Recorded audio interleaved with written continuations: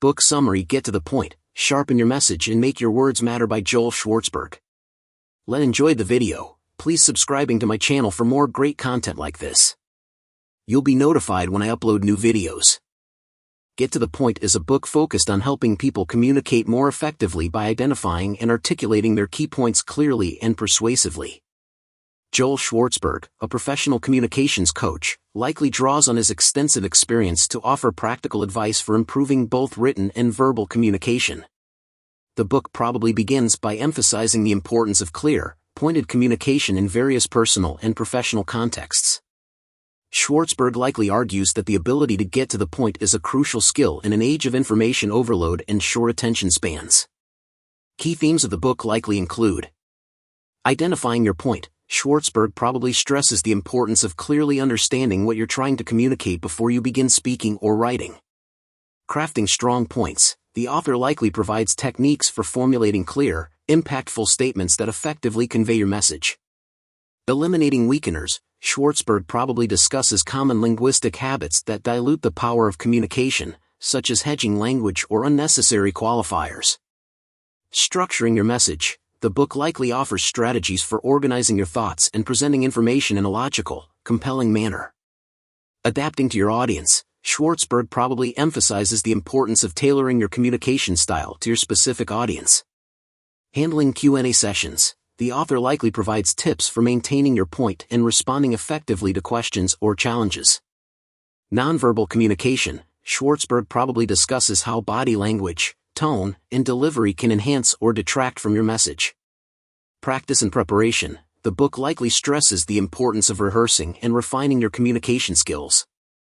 Here are 5 general examples that might illustrate the concept of getting to the point. 1. Clarity is key. Communicate your message clearly and concisely to ensure understanding and retention by your audience. 2. Know your audience. Tailor your message to the needs, interests, and knowledge level of your audience to maximize engagement and effectiveness. 3. Focus on core message. Identify the main point or takeaway of your communication and ensure all supporting details reinforce this central idea. 4. Eliminate fluff. Cut unnecessary words, phrases, and information that do not contribute to your message. Conciseness enhances clarity and impact. 5. Structure matters. Organize your communication logically with a clear introduction, main points, and conclusion. Structured content is easier for audiences to follow and remember. 6. Use concrete examples. Illustrate your points with specific examples, anecdotes, or data to make your message more relatable and persuasive. 7. Active listening. Actively listen to others to understand their perspectives and respond thoughtfully. Effective communication involves genuine engagement and mutual understanding. 8. Practice and preparation. Prepare and rehearse your communication to improve delivery and confidence. Practice helps refine your message and identify areas for improvement. 9. Visual communication. Utilize visuals, such as slides or props, strategically to complement your verbal message and enhance audience comprehension. 10. Feedback and adaptation. Seek feedback from others and be open to adjusting your message based on audience reactions and responses. Adaptability improves communication effectiveness. Joel Schwartzberg's book emphasizes practical strategies for crafting clear, impactful messages that resonate with audiences and drive meaningful communication outcomes. 11. Not a job seeker who refines their elevator pitch, clearly articulating their unique value proposition in 30 seconds, leading to more successful networking encounters and job interviews. 12. A manager who learns to deliver feedback more effectively by focusing on specific, actionable points rather than general criticisms, resulting in improved team performance. 13. A salesperson who restructures their product presentations to lead with key benefits, significantly increasing their conversion rates. 14. A student who improves their essay writing by clearly stating their thesis up front and organizing their arguments more effectively, leading to better grades. 15. A public speaker who overcomes nervousness and rambling by focusing on 3 main points in their presentations, receiving more positive audience feedback.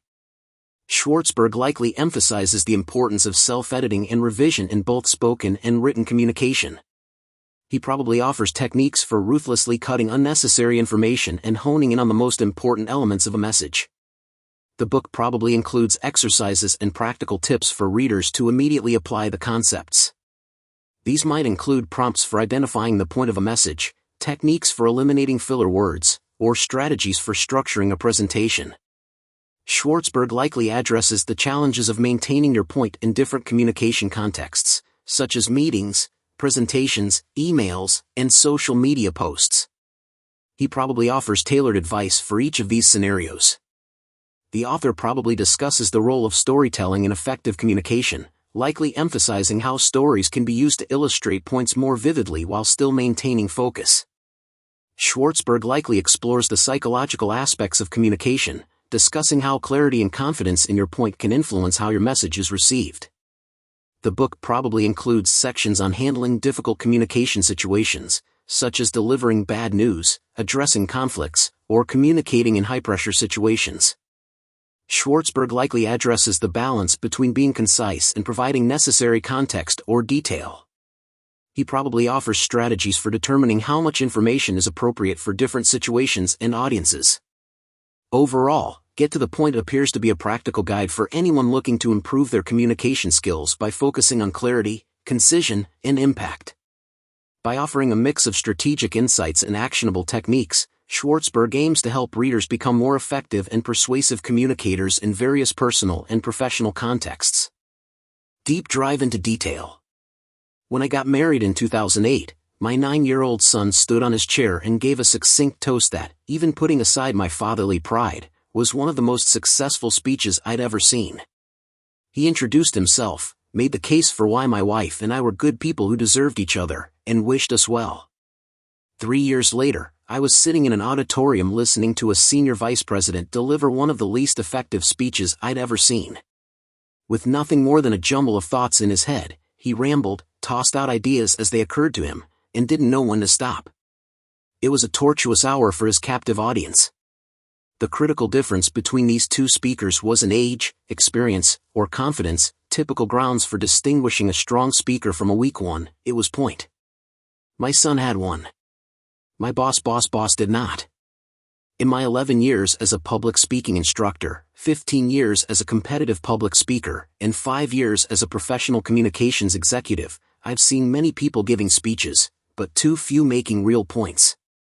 Most speakers, in fact, confuse a point for a theme, a topic, or a title. But a point is different. A point is a contention you can argue, defend, and prove with reasoning or data.